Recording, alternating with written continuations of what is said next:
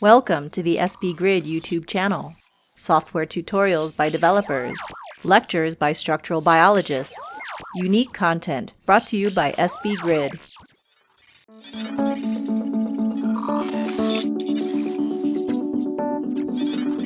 Hello, everybody. Welcome to the SB Grid webinar. A couple of process things before we kick things off. Our next webinar in the series is going to be on June 10th, and that's Genki Terasaki, who's going to be talking about Diff Modeler and CryoRead out of the Kahara lab at Purdue. If you have ideas about webinars that you'd like to see for the next academic season, because we don't have anything scheduled past that one, please feel free to let us know at events@sbgrid.org. If you have questions, please use the Q&A button or send chat to hosts. And this meeting is going to be recorded, and we'll put it up on the YouTube channel, which actually, Carol, it looks like you still got to hit the record button. So. Or I will hit the record button. So. It looks like it's already recorded, but I don't know. Okay. Well, now I have a recording button, so we may have two recordings. Cool. All right. So I guess with that, you're not here to hear me talk. You're here to hear Ellen talk. So our speaker today is Ellen Zhang, who's currently at Princeton University. She's also worked on CryoDragon, Dragon AI. You are probably aware of those already. And so with that, Ellen, thank you for agreeing to present, and I'll turn it over to you. Yeah, great.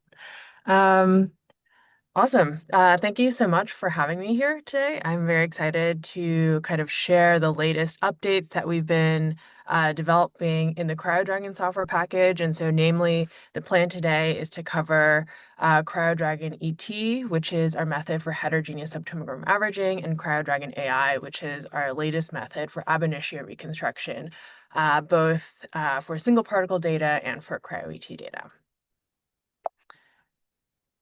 Cool. So I wanted to first start out by acknowledging the team that has made all of this stuff possible. So, Axel, we've been collaborating, and he actually just graduated, so he's no longer a PhD student, but I've worked together with him on a bunch of pose estimation methods. Rish, a current PhD student in the group, has been instrumental in developing ab initio for subtomogram averaging. And so he's been involved in both the Dragon AI and the CryoDragon ET projects. Ramya and Ryan really spearheaded CryoDragon ET, and I'm also really thankful to have Michael in the group, who is a research software engineer, who's kind of bringing this all together and making it hopefully seamless for the users. And I'd also like to acknowledge many other members of my group. It's a very collaborative effort, and so it's been really great working with everybody to both work on algorithms, software, and applications of heterogeneity in cryo-EM. Cool. So I want to start just with the biological motivation. Really, we're here to talk about conformational heterogeneity, and the kind of main insight is that proteins are not just static objects. They form these large dynamic macromolecular machines, and so one of the main kind of goals of structural biology, in particular cryo-EM, is to study the structures and ideally the dynamics and conformational states of all these proteins as they're interacting in situ. Unfortunately, we run into this heterogeneity problem, which is also a major opportunity in cryo-EM. But here, each image contains a unique molecule. So example images are shown here, where each particle is actually in a different conformational state. So this is one of the kind of primary opportunities in cryo-EM. Instead of experimentally rigidifying all of the individual copies of our molecule in a crystalline lattice, like in X-ray crystallography, we actually get the experimental data needed to study the intrinsic kind of conformational dynamics of these biological molecules in the vitrified sample. Unfortunately, so we are a group in the Department of Computer Science, and this heterogeneity amongst the sample images presents a major problem for kind of computational reconstruction. So standard approaches for dealing with heterogeneous structures include just discarding as much of the heterogeneous data as possible, which is obviously suboptimal if you're interested in this intrinsic heterogeneity. And really the workhorse is multi-class reconstruction, also called 3D classification, which is where we model heterogeneity as arising from this discrete mixture model of K independent structures. So that works well if you kind of know that there are only a few discrete states in your sample, but you have to pre-specify this. And in practice, we don't know a priori, and there might also be continuous forms of heterogeneity. So typical cryo-EM processing workflow will look something like this on the right, where at the top we have, millions of particle images starting out, and then through this very kind of user-guided ad hoc procedure of 3D classification, I'm sure everyone here is familiar with, where you kind of pick subsets to combine and rerun refinement and redo 3D classification.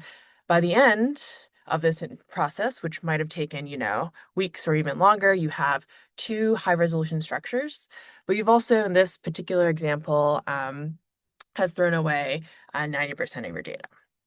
So the identification analysis of heterogeneity, especially continuous forms, is a very interesting and open problem in cryo-EM reconstruction.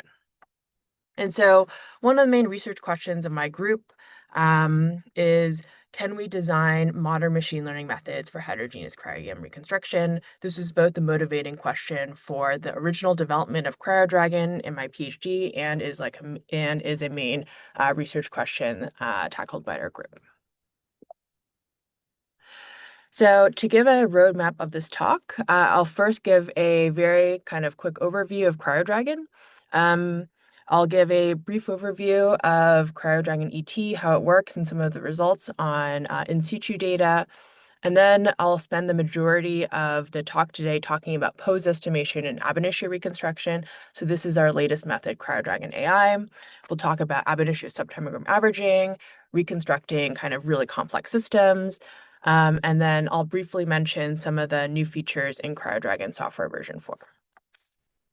Oh, yes, and sorry. And I'll talk about kind of benchmarking at the very end. So first, a little bit about CryoDragon. So in CryoDragon, which is an acronym, it stands for Deep Reconstructing Generative Networks. Here, the task is to reconstruct 3D density maps from unlabeled 2D images. And instead of a single structure, as in homogeneous reconstruction, or discrete set of K structures, as in 3D classification, our computational task is to reconstruct a continuous distribution of structures. And at a glance, this has involved we reframe heterogeneous reconstruction as unsupervised learning of a deep generative model of cryo-EM structures. And so we can use these deep generative models to pretty elegantly model continuous distributions over structures. And then the kind of what's interesting from the computer science or maybe computer vision angle is that the underlying architectures for cryo-EM reconstruction is what's referred to as a neural field, and that has shown broad applicability in other areas of computer science and computer vision. So the key idea behind CryoDragon is that we use a neural network to represent 3D volumes. So instead of representing the cryo-EM density map or the structure as discrete points on a 3D lattice, we instead use a neural network to approximate this continuous function that maps from 3D Cartesian coordinates to the cryo-EM density at that location. And so in these traditional kind of reconstruction methods, the goal of reconstruction is to estimate the density in each of these voxels in your 3D voxel array, whereas the goal in CryoDragon is to estimate the parameters of this neural network to best kind of approximate the underlying function, the continuous function of the density map.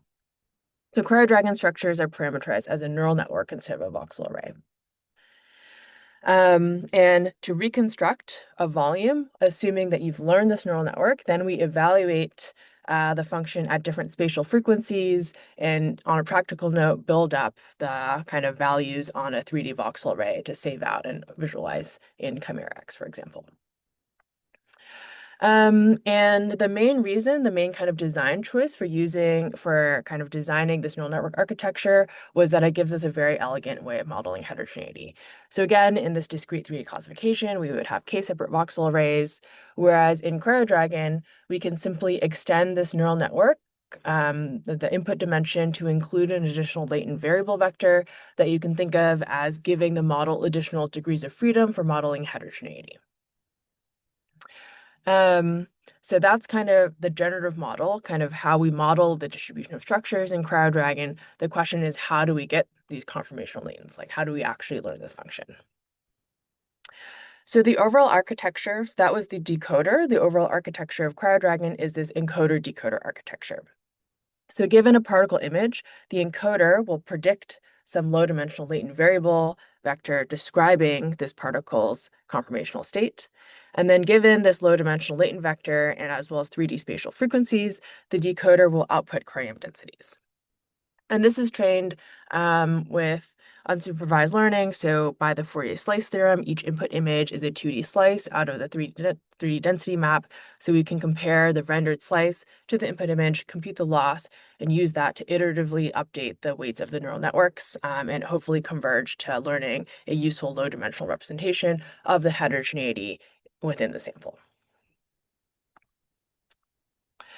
So that's, training at a very high level to then analyze this generative model. So how do we actually, inspect this distribution of structures? We can then use the neural network to evaluate the latent embedding for every single image. So instead of a huge data set of 1 million really, really noisy images, now we have perhaps 1 million low dimensional vectors that you can directly visualize. So this is what we call the latent space or the latent embeddings. And maybe in this image here, which is from our Nature Methods paper, you can see that there are clusters in this latent space representation. But then we can use the decoder neural network. So now we've learned this function, this neural network function that can render or evaluate a density map at any given value of our latent variable. So I'm showing a couple examples here. We can create continuous trajectories by doing a trajectory in this low dimensional latent space. We can reconstruct representative samples that's shown on the bottom right here. Or if there's a particular cluster or state of interest, we can extract subsets of the particle images and then do validation with traditional tools. Or in practice, there's a lot of heterogeneity that's not structural in the data set. So like weird kind of ice chunks or other non-idealities during imaging. And so you can use CryoDragon in this very expressive latent variable formulation to filter your data set. So there was a lot of, original development of CryoDragon validation on synthetic data sets, but something that I was very kind of motivated to do during my PhD was to create this open source software tool for training CryoDragon models so that people around the world can use these methods for analyzing their cryo-EM data sets and discovering the heterogeneity in the data. And so in our kind of Nature Methods paper, and actually in the SB Grid talk that I gave a couple years ago, I talk about how we use this model to discover new states in a data set with compositional heterogeneity. So this assembly state of the large ribosomal subunit of E. coli that was just missed in previous processing approaches with 3D classification, as well as continuous heterogeneity in this data set of this precallitic spliceosome. CryoDragon is fully open source software. You can find it at cryodragon.cs.princeton.edu. It links to our GitHub, which has been professionalized significantly over the last few years. And so we have both stable releases, testing, as well as a beta release, which I'll talk about, which has CryoDragon AI. Hopefully the software pipeline is relatively easy to use. So it's a command line based tool. And we have a very extensive tutorials in our Git book. And again, another shout out to Michael, who's been really spearheading a lot of the software engineering underlying CryoDragon. So that was kind of CryoDragon, a standard single particle CryoDragon that you may or may not already be aware of. What I really wanted to focus on today was some of what I think are the really interesting frontier challenges, especially on the computational side for cryo-EM and cryo-ET. But not even on the computational side, just for this technology, I think a direction that's particularly interesting is kind of expanding the heterogeneity of the samples, right? So cryo-EM is interesting because it can be used to image and study the structures of large dynamic complexes. That's the ribosome and spliceosome that I just talked about. But can we also use it to study complex mixtures, intact cells, and what in particular are the computational challenges when we get to more and more complex experimental kind of samples? And so that brings me to CryoDragon ET. CryoDragon ET was published in Nature Methods last year. And again, this was work that was led by Ramya Rangan and Ryan Feathers, two postdocs in the group. So cryo-ET, just high-level overview for high-resolution in situ structural biology involves a couple of stages, and I'm definitely skipping over a lot of, especially the extremely hard stuff, but just at a high level, given a vitrified cellular sample, typically, if it's large enough, you'll need to focus ion beam fib-mill it to kind of get a very thin sample that's now electron transparent. And then, unlike in single particle cryo-EM, where you take a single image, you do tomography. So you tilt the imaging stage, typically in 3-degree increments, and collect a series of images. From the tilt series, you can reconstruct a whole 3D tomogram.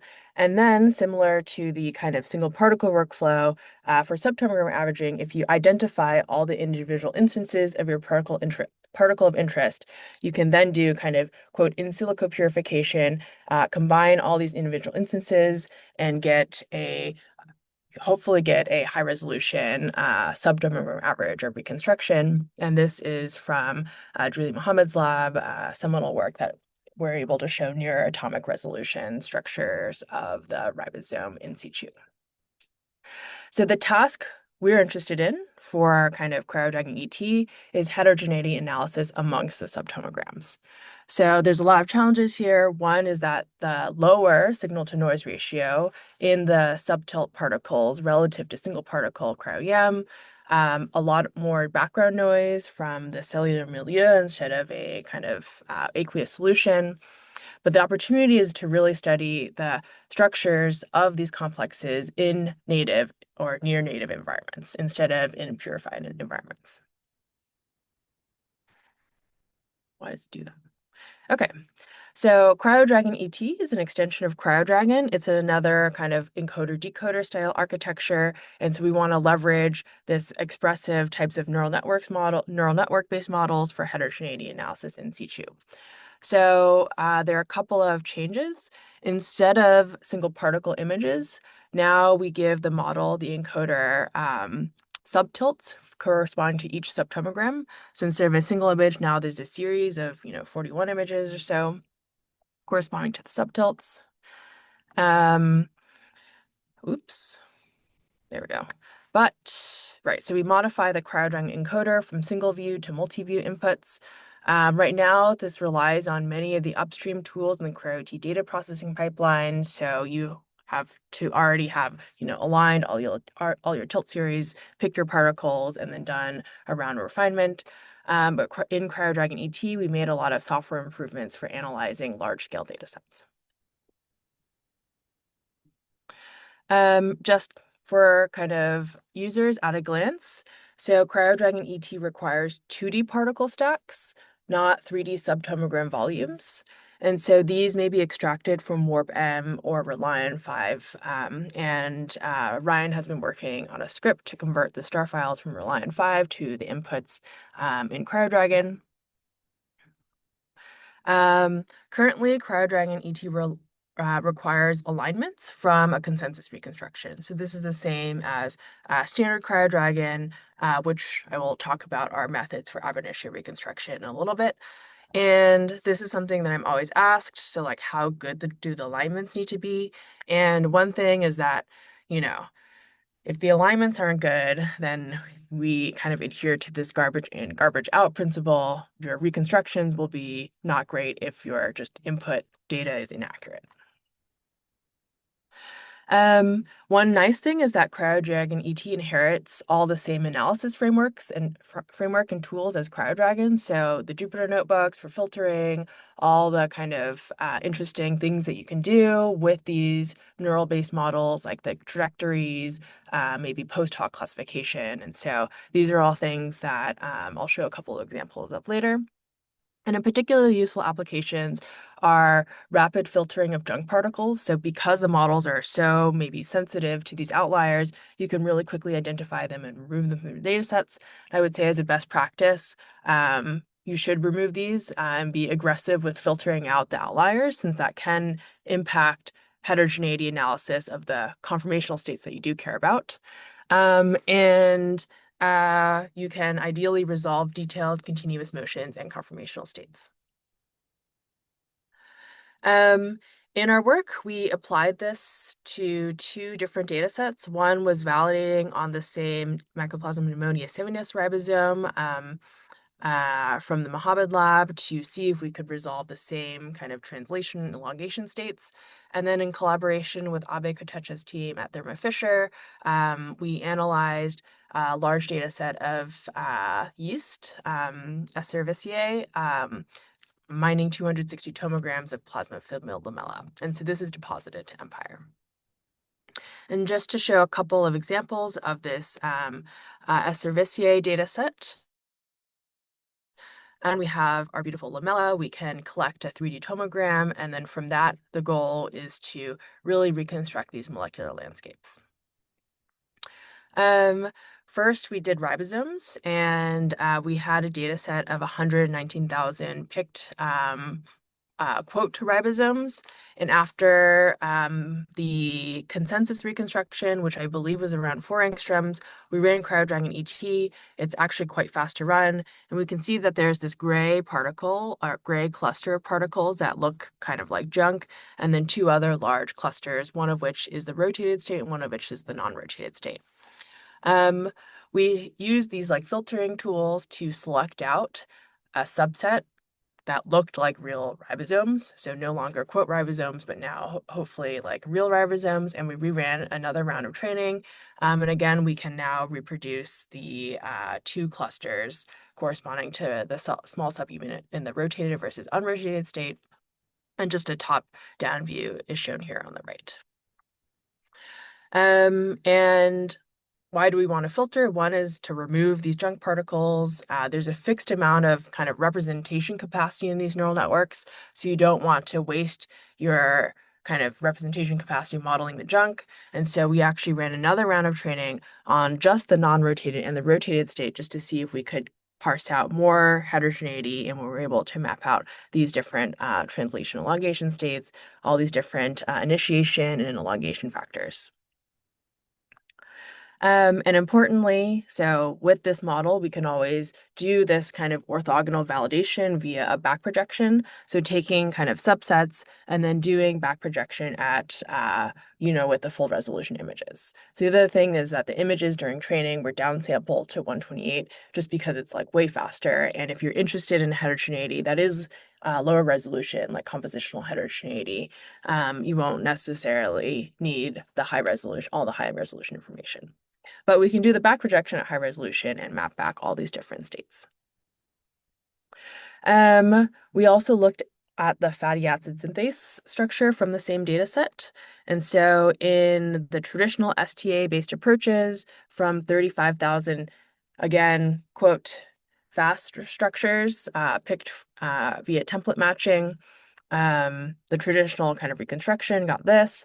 When we train a CryoDragon ET model, we get the latent space shown in the middle and just a couple of sampled structures shown on the right, where only the cluster or structure sampled from this cluster in the center looked like bona fide fast complexes. So again, we can take just this subset of now 5,000 fast particles and rerun another round of CryoDragon ET training. And now we can see these rotations corresponding to kind of rotation of this dome. It's a little bit easier to visualize after low pass filtering. So that's shown here on the right.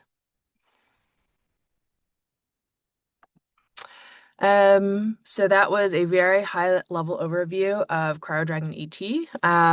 I think one of the most exciting things in terms of future directions is really relating the conformational and spatial heterogeneity. How can we do this in a more kind of robust and rigorous kind of setting?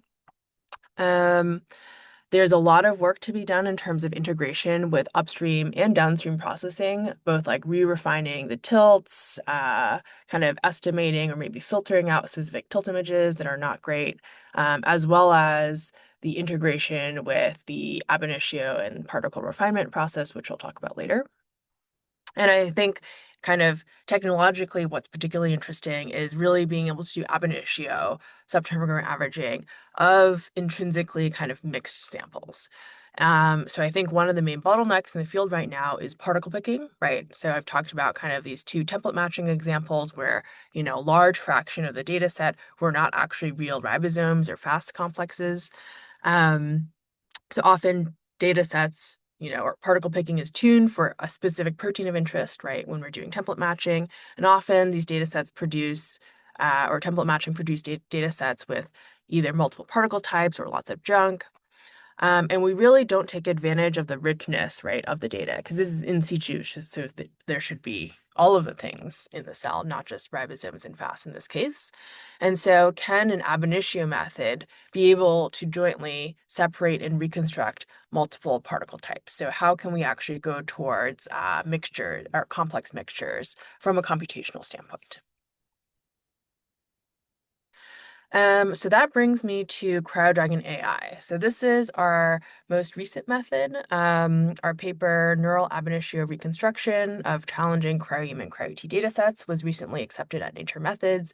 And this has been really spearheaded by Axel, Rish, and Ryan, as well as Michael. So before jumping into ab initio, I want to take a step back and talk about what are we trying to estimate in ab initio reconstruction. So in single particle cryo-EM, we have our volumes, that's V here. They're projected along some unknown viewing angle or pose, convolved with the contrast transfer function or convolved with the point spread function if this is in real space. And then finally, we model a lot of Gaussian additive noise. So that's the forward problem. The reconstruction task is to find the optimal poses and volumes given the data. So it's mainly those two. We assume we have like estimates for the CTF parameters, but the main kind of unknowns that we're trying to estimate algorithmically are the unknown poses and the unknown volumes or the structure. Okay, so usually, right? So this is what leads to these like complex and iterative processing procedures. We split up pose estimation from conformation estimation or heterogeneity estimation. So usually given a data set, we'll assume that there's a homogeneous model, so just a single structure, and estimate the poses and get this consensus reconstruction.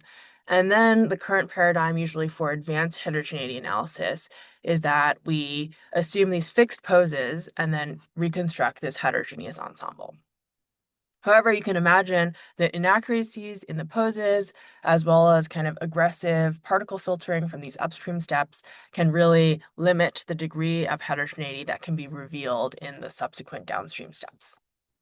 So something we're interested in are methods that can jointly estimate poses and the distribution of reconstructions all in one. This is definitely a much more challenging optimization problem. So in CryoDragon AI, our goal was to do single-shot ab initio reconstruction for modern cryo-EM datasets that are relatively large, they're relatively unfiltered, and without all the multiple stages of filtering. And so we have a new pose search strategy that I'll talk about that hopefully scales to large data sets. We redesigned some aspects of the architecture to address challenges between like fixed model size and memorization, as well as generalization. And then we applied it to a couple of different single particle data sets to discover new states that are either rare or kind of challenging to deconvolve between compositional and conformational heterogeneity. So just to give a high level of all the different kinds, or not all of it, but the different types, like different paradigms for pose estimation. We have exhaustive search. So this kind of grid search-based procedures that is really behind most tools. So Reliant, CryoSpark, as well as CryoDragon AI. There's also differentiable kind of using gradient descent to estimate the poses. So that's super fast, but it needs initialization because we need to like initialize it before optimizing some objective to update with gradient descent. And then there's a recent research direction that we've worked on with amortized inference or additional kind of neural models to predict the pose. In CryoDragon AI, we use the first two, so this exhaustive search and then the SGD or gradient descent based optimization. So what is an optimal pose and how does this work? So just at a very high level, we have um, usually in this kind of search-based procedure, we have some current estimate of our volume. So the just like spike protein density map is shown here on the right. And then we have a long list of candidate poses. Then it's this projection matching algorithm. So maybe given some pose, we generate a projection. You can either project in real space or take a slice in the Fourier domain and then compare it against some query image. And we compare by taking the loss, by computing some difference, usually mean squared error, and whichever image has the lowest error is, some optimal pose. So you can maybe start thinking about how this becomes a very, very kind of computationally slow procedure.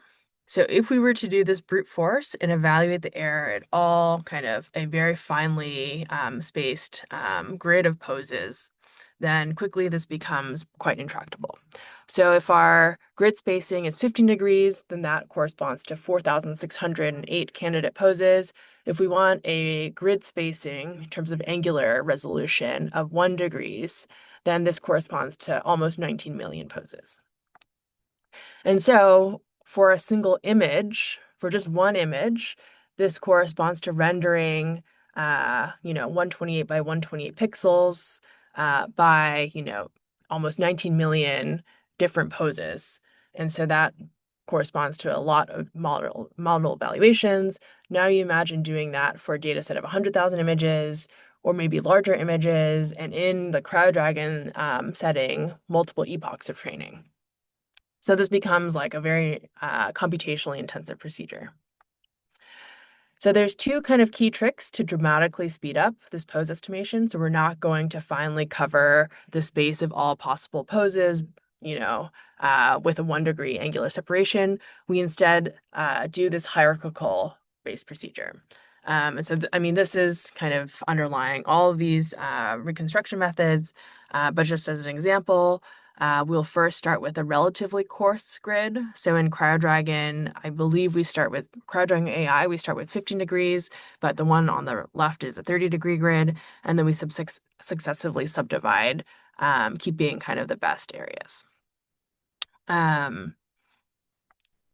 The second idea is frequency marching.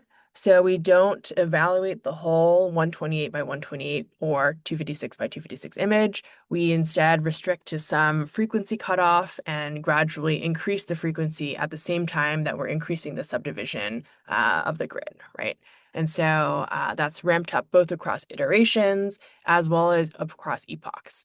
And so in the beginning, when your model is not great, when your initial model is not great, we don't care about any of the high resolution details anyway. And if our pose grid is also not particularly fine, we don't want to align on the high frequency information because, we also don't want to align on any high frequency information. One quick note, so those are like 3D orientations. We also have to care about translations. And so we typically define some extent of pixels, like within some square grid, and also search through all plus or minus some extent of translations. This is much faster relative to the orientation, since translations you can just are fast operations. Okay, so when I say hierarchical pose search, I really just mean kind of doing an exhaustive search at some 15-degree or maybe 15-degree grid, and then taking the top K poses. And I'm telling you guys all this information so that you understand some of the settings in ab initio reconstruction. But we take the top K poses. So by default, 8 was reasonable. And then within those 8, we subdivide. So every single pose now gets, 4 or 8 more sub poses. And we rinse and repeat for a couple of iterations. In CrowdDragon AI, we have 2 stages for pose estimation. So this HPS procedure, which is robust, but it's slow. So again, like we're testing via brute force all these different candidate poses. But then we can switch over to a gradient descent-based optimization. So the objective function in terms of the total loss in this reconstruction is differentiable with respect to the pose variables. So we can, instead of backpropagating into the weights of the neural network, directly backpropagate into the pose variables and refine the poses. So this is much faster, and it's not resolution limited. So we first start with this HPS to kind of get a good initial pose, and then we can estimate it, refine it with gradient descent. There's a bunch of parameters. We've tried a lot of real data sets. Hopefully, they are set at reasonable defaults. But just to give you a sense, this like L start and L end are the frequencies in frequency marching, the number of iterations, the number of kept poses during pose search, translational extents, and let's see, the base resolution grid. So just hopefully the last few slides have given a sense of both the complexity of this problem and some of the hyperparameters that you as the user can tune. Switching gears a little bit, so that was CryoDragon AI's pose estimation procedure. We also have CryoDragon AI's a slight modification to how we estimate the conformational states, so these latent embeddings. Instead of having an encoder, we switch over to an autodecoder framework. So encoders in particular are not efficient on extremely large or noisy data sets. There's a fixed amount of parameters in this encoder neural network. And so at some point there becomes this memorization gap. So that's shown on this plot on the left. And then there also becomes a capacity gap. So we can't get memorize, or we can't kind of learn this mapping for larger and larger data sets. And so in CryoDragon AI, we just throw away the encoder and replace it with a lookup table. So for each particle, it's assigned a latent. This is also called an autodecoder, and then the latents are kind of directly optimized again with gradient descent. Okay, maybe a picture will be helpful. So this is the overall architecture of CryoDragon AI. Now there's just one neural network, so there's no encoder, there's just a decoder. That's this neural field shown in the center. And so for each particle, there's a low-dimensional conformational latent, as well as a unknown pose. The poses are either estimated with HPS or SGD, and given a pose and given a conformational latent, the neural field can render in the image, compute the loss, and use to update the weights of the neural network, or the pose variables, or the conformational latent. Great. Switching more to results. So this is kind of showing why we use this two-stage pose estimation procedure. So in the beginning, we have HPS, so that's the orange part, and then we switch to gradient descent, or SGD, which is the blue part. And this is a synthetic data set, just homogeneous ab initio reconstruction. But you can see that this hierarchical pose search, it takes, an hour, and then we switch over to SGD, and the remainder of the training takes much shorter. So it's 17 minutes, it's 20 times as fast. And we also are able to decrease the pose error. And this is, I think, the pose estimation procedure is pretty on par with CryoSpark. So that's shown on this table on the left. And then we applied it to a bunch of different data sets. So this is the DSL1 snare complex. This was a challenging data set because there were so many junk particles in the original set of particles. And so like more than 50% of the data was junk particles, or just like had some other problems, and we could still robustly estimate the structures instead of the original approach, which was just like this guess and check procedure to finally get a structure for ab initio reconstruction. We compare our CryoDragon AI workflow to more traditional workflows with consensus reconstructions. And even with CryoDragon, we had to do these 2 rounds. And then the reconstructions were still missing parts. And we also compare against a 2D classification plus CryoDragon pipeline. And then the second example that I just want to talk about today was this ANCHORN-1 complex. So this was a data set collected in Ollie Clark's lab at Columbia. And this was a fairly large data set, around 700,000 particles. And by running CryoDragon AI, we were able to find this rare kind of super complex state of the ankyrin 1 complex that was hypothesized to be in the sample, or to be in the sample, but not found through the traditional 3D classification-based procedures. So that's this pink one on the right. And something that was pretty interesting was, so it didn't come out naturally from this 3D classification-based procedure, but we actually, as like a orthogonal validation, took the poses from CryoDragon AI. So this is the joint kind of heterogeneous ab initio, and then did a quote deep 3D classification with like 100 or 80 classes, and it was also able to pull it out, showing that like I think you do need, okay, just like anecdote n equals 1, but if you are able to do pose estimation at the same time as heterogeneity, you can learn perhaps more accurate poses that can help reveal more states, especially rare states. Okay, so switching gears again, we're going to take ab initio to in situ data. And so I'm going to talk about ab initio subtermarium averaging. So in ab initio subtermarium averaging, we're calling, this is again in CryoDragon AI. Sometimes we want to append an ET into it, but we just call all of these CryoDragon. We adapt the two-stage pose estimation procedure to tilt series data. So again, the first stage is this hierarchical pose search, or HPS, where we do a robust and exhaustive search over all possible poses for each particle. And we constrain the relative orientations between subtilts. So those are, constrained to 3-degree increments, but we test like all kind of global rotations. And then we have the second stage of gradient descent based optimization, where all the individual subtilts are allowed to kind of jiggle with respect to one another, refine any kind of inter tilt inaccuracies. In CryoDragon AI ET, we find that the resolution of the final reconstructions plateaus beyond the use of the first 11 to 13 tilts. So on the left is a 70S ribosome example with 5,000 particles. On the right is a fatty acid synthase example.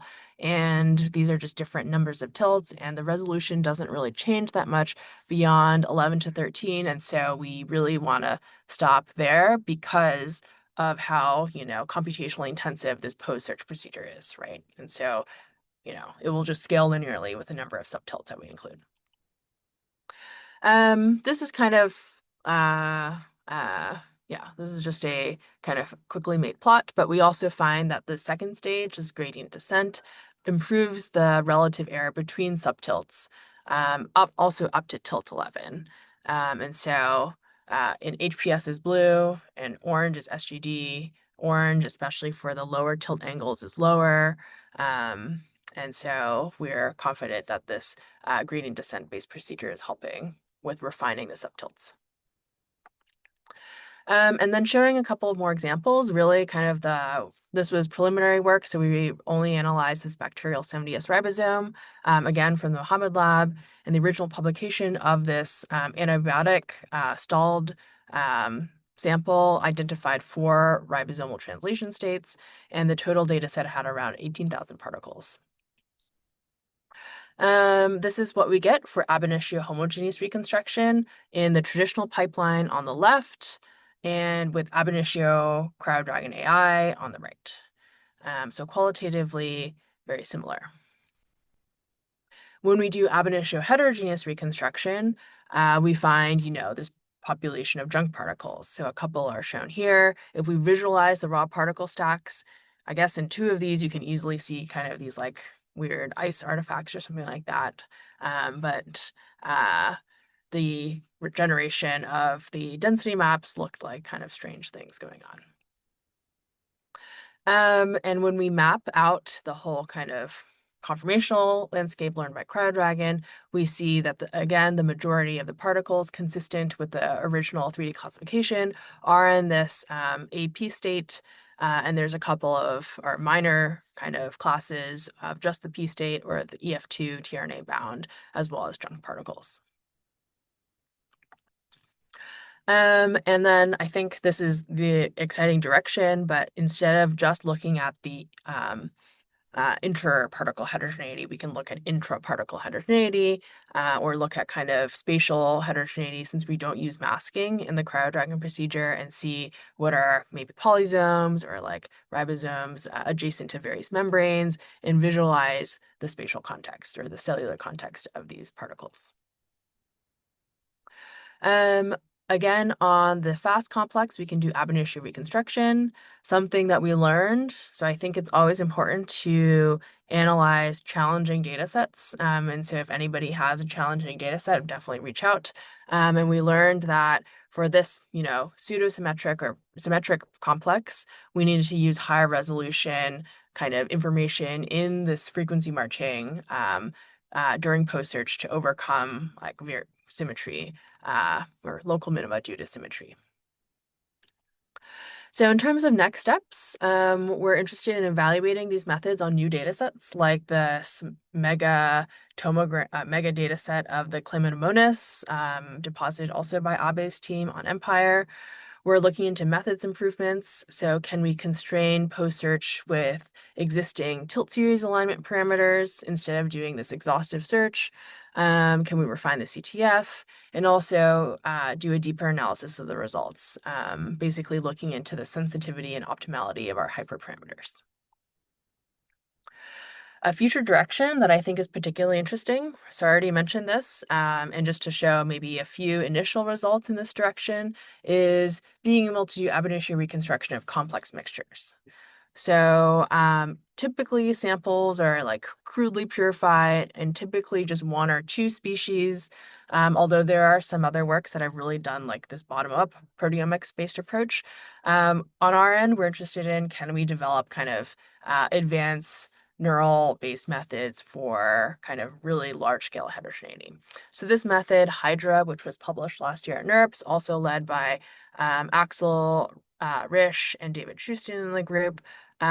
Instead of a single neural model, now we have a mixture of K expert neural models. And so this is this hybrid architecture, which really combines CryoDragon AI and 3D classification and lets us more easily do pose estimation under strong heterogeneity.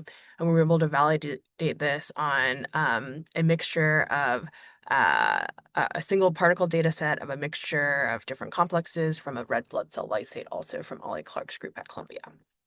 And so the idea, the kind of dream, is to extend this model to ab initio reconstruction of in situ mixtures to see what can we find. Can we do a coarsely kind of template matched set of particles and reconstruct things and do the in silico purification. I wanted to quickly end on a bit of a software update. So the two methods I've talked about today are CryoDragon ET and CryoDragon AI. CryoDragon ET, they're all available already. CryoDragon ET is available in the like stable release, which is version 3. I guess version 3.4.4 is the current stable release. Check out the release pages for like extremely detailed notes from Michael on like everything that he's changed. And then CryoDragon AI is available in this branch, this beta branch of version 1.0 right now. We're currently really stress testing it and merging into the main development branch. CryoDragon AI is also available in the standalone repository if you're curious, but right now all of our main development is going in CryoDragon, really merging it in and putting everything under one roof. Why is this not going? Okay. One other minor note is that between this version 3 and version 4, we have a new interface. So definitely curious to get any feedback about that. Again, these are command line tools. In version 3, the main kind of heterogeneous reconstruction is train VAE. There's also this homogeneous neural model, also these ab initio tools, but you can imagine with like the autoencoder, autoencoder, refinement, SGD, things just get pretty complicated in terms of like the input kind of command to run. And so in the latest version that we're currently beta testing and developing, we've changed up how we kind of set up the job into two commands, CryoDragon setup, that where you specify, do you want single particle or ET, homogeneous or heterogeneous, and different types of like different modes for pose estimation and conformation estimation.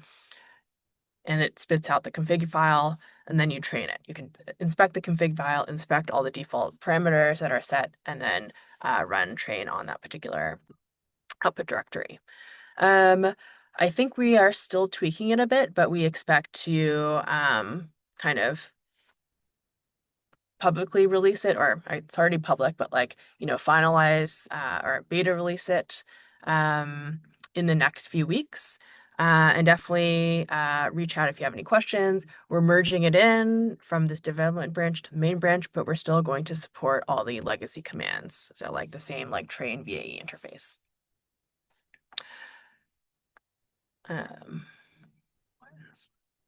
So in the last, few minutes, I wanted to talk about more benchmarking efforts. So I've talked about CryoDragon, like all these CryoDragon-based methods for heterogeneity analysis.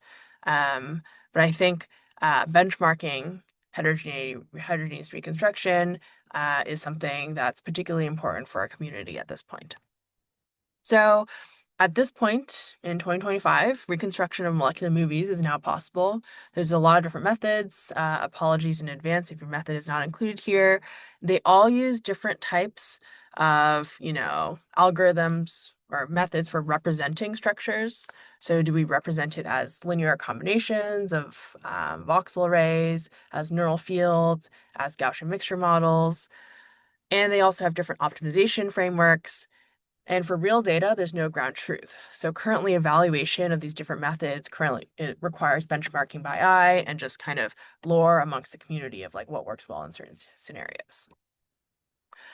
So a problem that we tackled recently was to do a relatively comprehensive benchmark of the different methods, as well as designing kind of interesting heterogeneous data sets to motivate new methods development. So in CryoBench, really we're focusing on heterogeneous forms of heterogeneity. We have conformational heterogeneity, compositional heterogeneity, and we have simple, so like for diagnostic and methods development purposes, like IgG1D is an IgG antibody that just has a one-dimensional circular motion, as well as challenging. So like random linkers, connecting this domain to the rest, a mixture of 46,000 structures in an MD simulation, and a mixture of 100 distinct structures. So this is really gearing towards this ab initio mixtures, ab initio reconstruction mixtures. So that's this TomoTwin 100 data set. And just to give you a flavor of some of the results, though, check out our paper. We tested 10 different methods, and this is the Spike MD data set. And already you can kind of appreciate that it becomes hard to evaluate the different methods against each other. There's different latent spaces, which kind of mean more or less different things, or are more or less arbitrary, and then also like a whole distribution of volumes. And so how do you actually compare them? Those are questions. I don't have the answers. Another point is, another data set is TomoTwin 100, which we called because we curated 100 structures from the TomoTwin paper. And the data set is a mixture of these 100 different structures. Working on right now, or even more, just to like push the envelope in terms of just what the methods can actually recover, assuming, can recover even in synthetic data. So this was a pretty interesting example. Again, you can see the latent spaces are, quite different. And fixed poses, so having input poses here, I think is like a very, unrealistic setting. So we do all these different data sets. We tested 10 different methods. We kind of we came up with a couple different metrics. And so the metrics really reflect the reconstruction quality as well as inference of the conformational states. We need more methods for ab initio reconstruction, and we also need better metrics for heterogeneity, because these are FSC-based metrics which don't really capture heterogeneity in different conformational states with very high sensitivity. And so hopefully that wasn't too much, but in conclusion, I think cryo-EMA is a very interesting technology since it's really, pushing the frontiers of what we can study in structural biology. We get particles in, quote, near native state sampled from, quote, equilibrium distribution of conformations. In CryoDragon, we use this implicit neural representation or this neural network, which is a pretty expressive model of heterogeneity. In recent work, we extended CryoDragon to ab initio reconstruction for pose estimation, and we also have adapted it to in situ data, so that's CryoDragon ET. And we are further adapting the method to tackle complex mixtures in cryo-ET samples. And I also briefly mentioned cryobench or challenging benchmarks and how advanced models and validation metrics are still needed for heterogeneity. And with that, thank you all for listening. I'm happy to take any questions. I'd like to thank all the members, current and former of my lab, various collaborators on different projects, and also funding sources from Princeton, Generate Biomedicines, CZII, and Janssen. Great. Great, thank you. Ellen, that was a really cool talk. I feel like, you know, I was accumulating questions as we went, and then the next slide answered the questions. So that's awesome. I do still have some more, and we've got a couple from the audience as well. So again, if folks have questions, please feel free to send them to me or one of the co-hosts on chat, or use the Q&A. I guess start off with one of the audience ones. So do you have a sense for what the total dose for the 11 to 13 tilt corresponds to? Ooh, that's a good question. I don't remember off the top of my head, but I think it's the dose is equal. So right now it's just the standard dosimetric acquisition scheme. So the first 10 to 13 tilts will just be the first, 10 to 13 images. And I believe the dose is equal amongst all the tilts, but the damage hasn't accumulated as much and the sample is much thinner. Cool. Thank you. So this is for your cryobench discussion, when you were talking about the latent spaces not matching up. Is that something that's due to the different architectures of the system, or is that just because the latent space isn't transferable between complexes? That's a really good question. The answer is both. So the latent space is definitely optimized per data set, per model. So it's always optimized per data set. And so even if you train a model multiple times, your latent space, the actual layout, ideally, like anything that's intrinsic to the heterogeneity will be reproduced. Like you'll still see the same clusters, but the actual physical, vector values will be completely different because there's just lots of they will be different, and also different methods will have different ways of estimating kind of their optimizing their latent embedding. So that also leads to differences between the methods. Cool. Yeah, and if you try to do alignments of latent space things between different things, you're just aligning the alignment, and if you're at a certain point, you do too much recursion. Right.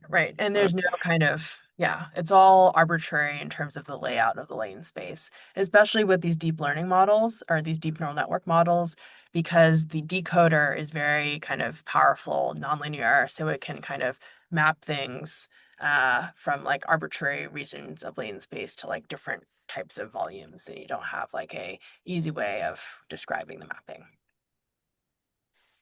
That does kind of transition to another question, and something that you touched on at a couple points with, for a structural biologist, is there a kind of intuition between the representational capacity of the latent spaces and the risk for overfitting and just the compute time, or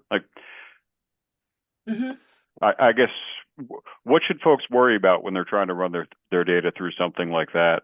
And many of them, I don't have as good an intuition there as you probably do, so I'm sure the rest of the crew here doesn't as well.